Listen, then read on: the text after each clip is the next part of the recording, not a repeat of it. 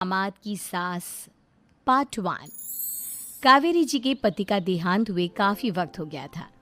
कावेरी जी की 3 बेटियां थीं, ईशा, मोहिनी और सुहाना। तीनों ही काफ़ी होशियार और नौकरी करने वाली थी। लेकिन उन तीनों से कावेरी जी इतना प्यार करती थी कि उनकी शादी की उम्र होने पर भी उन्हें पराये घर भेजने का उनका मन ही नहीं हुआ। अरे तुम तीनों मेरे कलेजे का टुकड़ा हो। जब भी तुम्हारी शादी के बारे में सोचती हूँ ना, बड़ा डर लगता है। सही कहती हो मम्मी, हम भी आपसे बहुत प्यार करते हैं। हाँ, मम्मी पापा के जाने के बाद अब बिल्कुल अकेली हो गई हैं। और मम्मी, अगर हम तीनों शादी करके चले गए तो आपका ख्याल कौन रखेगा? लेकिन अपनी खुशी की वजह से मैं तुम तीनों को बिना शादी के भी तो नहीं देख सकती ना बेटा। समाज के हिसाब से देखे तो यह भी गलत होगा और मैं ऐसा कुछ नहीं चाहती। लेकिन तुम तीनों से दूर होने के बारे में सोचती हूँ तो अजीब सा लगता है। लेकिन मम्मी, हम आपको इस तरह अकेला छोड़कर नहीं जा सकते। एक काम करते हैं मम्मी, शादी के बाद ना आप मेरे साथ मेरे ससुराल में चलना और मेरे साथ ही रहना। अच्छा, और तेरी सास मुझे रहने देगी तेरे ससुराल में? अरे बेटा, वहाँ ऐसा नहीं होता। बेटी की माँ कभी अपनी बेटी के ससुराल जाकर नहीं रह सकती। एक काम करते हैं माँ, आप ईशा और सुहानी की शादी कर दीजिए और मैं हमेशा आपका बेटा बनकर आपके साथ ही रहूंगी। मुझे नहीं करनी शादी। अरे मेरी बेटियां मुझसे कितना प्यार करती है, मेरी वजह से अपनी पूरी जिंदगी दांव पर लगाने को तैयार है। लेकिन मैंने ना इससे भी एक अच्छा उपाय सोचा है। क्या मम्मी? अगर आपके पास कोई सोल्यूशन है तो फिर क्यों परेशान हो आप? बताइए, क्या करना चाहती हैं आप? मैंने सोचा है कि अखबार में इश्तिहार देकर तुम तीनों के लिए 3 घर जमाई दामाद ढूंढ लूंगी। वैसे भी नौकरी तो तुम तीनों अच्छे से कर लेती हो, कमा भी अच्छा खासा लेती हो। कोई भी लड़का तैयार हो जाएगा तुमसे शादी करने के लिए।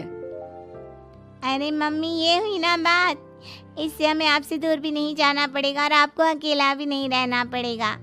हाँ मम्मी, ये बहुत अच्छा तरीका है। मैं तो कहती हूँ आज ही अखबार में ऐड निकलवा देते हैं। बिल्कुल, आज ऑफिस जाते वक्त मैं ये काम कर दूंगी। और कुछ ही दिनों के बाद कावेरी जी को 3 घर जमाई दामाद विवेक, सुमित और अविनाश मिल जाते हैं और वो उन तीनों लड़कों से अपनी तीनों बेटियों की शादी करवा देती है। शादी के कुछ दिन के बाद, अरे अब शादी हो गई, छुट्टियां खत्म, तुम तीनों जाकर नौकरी करो, कुछ काम करो। अरे मम्मी जी, कमाल करती हैं आप। अब घर जमाए इसलिए थोड़ी ना बनाए कि हम बाहर जाकर नौकरी करें। मम्मी जी, मेरा तो घर जमाई बनने का मकसद ही यही था कि कमाने वाली बीवी मिल जाए। बाहर जाकर काम करने से तो मेरा दिल घबराता है।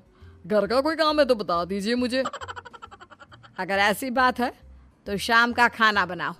मेरी बेटियां नौकरी से थकी हारी आती है, अब नौकरी नहीं कर सकते तो कोई बात नहीं, घर का काम करो तुम लोग। मैं तो घर का काम करने में बहुत खुश हूँ।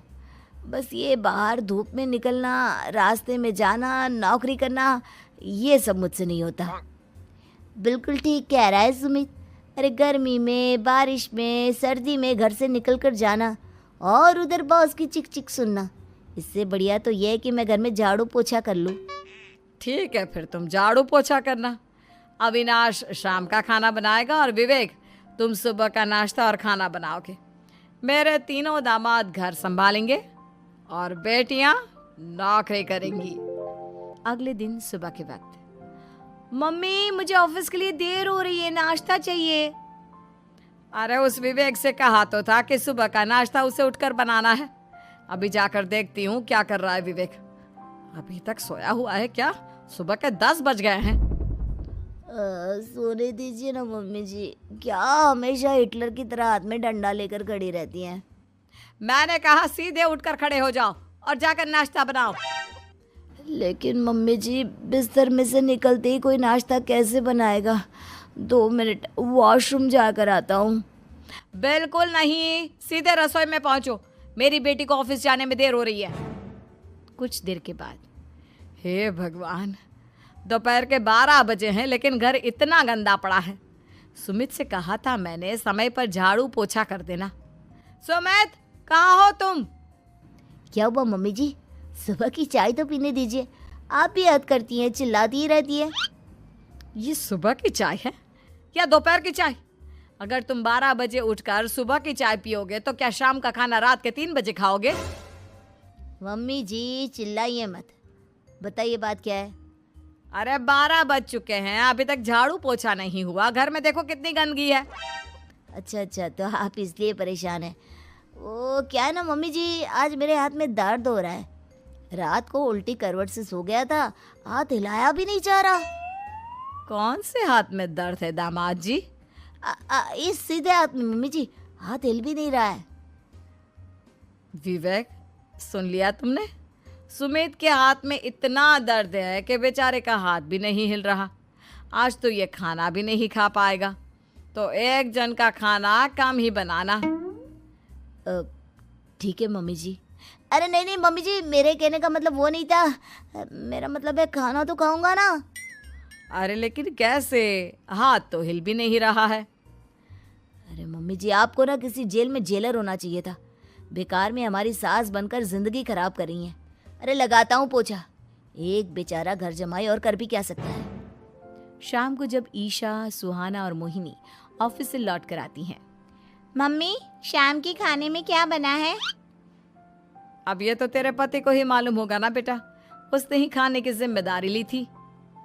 लगता है मम्मी आपने ये घर जमाए वाला तरीका अपनाकर मुसीबत मोल ले ली है। आपके तीनों घर जमाए कितने आलसी हैं। मेरे वाले को देखो, दोपहर के 12 बजे सुबह की चाय पीता है और काम क्या करना चाहता था? घर का झाड़ू पोछा। मम्मी बता रही थी कि आज उसने घर का झाड़ू पोछा शाम के 5 बजे किया था। अब क्या बताऊं बेटा, सुबह से हाथ दर्द का बहाना करके बैठ गया था। कहता है हाथ में बहुत दर्द हो रहा है, हिला भी नहीं जा रहा। सब बहाने मम्मी। ये तीनों घर जमाए मिलकर ना बस बैठकर खाना खाना चाहते हैं, काम धाम तो बिल्कुल नहीं करना चाहते। अरे लेकिन ऐसे काम नहीं चलेगा ना, मुझे इन तीनों को सबक सिखाना ही पड़ेगा। अरे तो मम्मी, आप हिटलर से कम है क्या? आपने जब हम तीनों को सबक सिखा कर इतना लायक बना दिया, तो इन तीनों नालायक दामाद को भी आप कुछ न कुछ तो बना ही देंगी। हाँ मम्मी, बस अपने अंदर के हिटलर को बाहर लाइए और अपनी तीनों दामादों को अच्छी तरह से सबक सिखाइए। रही बात आपकी बेटियों की, तो हम तीनों तो हमेशा से आपके साथ हैं। अरे लेकिन बेटा, इस काम के लिए तुम तीनों को मेहनत करनी पड़ेगी। कैसी मेहनत मम्मी? ऑफिस में तो वैसे ही बहुत मेहनत करते हैं हम तीनों। अरे प्रेग्नेंट हो जाओ, प्रेगनेंसी का बहाना बनाकर कह दो कि तुम तीनों ने नौकरी छोड़ दी है 2 साल के लिए, और जब घर में खाने के पैसे नहीं होंगे तो अपने आप काम पर जाएंगे ये तीनों। वाह मम्मी, क्या आइडिया दिया है। मैं तो कल ही जाकर कहने वाली हूँ कि मैं प्रेग्नेंट हो गई हूँ। फिर देखना कैसे मेरा पति अविनाश भाग भाग कर काम पर लग जाएगा। और फिर 2 दिन के बाद, सुमित, मैं ना प्रेग्नेंट हूँ और इसलिए अगले 2 साल के लिए मैंने अपनी जॉब छोड़ने का फैसला ले लिया है। विवेक, पापा बनने वाले हो तुम। अब से ना तुम्हें ऑफिस जाना होगा, क्योंकि मैं तो 2 साल के लिए छुट्टी पर चली गई हूँ। अविनाश, अब तुम्हें जिम्मेदारी संभाल लेनी चाहिए, वरना ये घर कैसे चलेगा। हम दोनों मम्मी पापा बनने वाले हैं। लेकिन कावेरी के तीनों आलसी दामादों पर अपनी बीवियों की बात का कोई असर नहीं हुआ। धीरे धीरे कावेरी जी को चिंता होने लगी, क्योंकि उनके प्लान के हिसाब से तीनों बेटियों ने ऑफिस जाना बंद कर दिया था।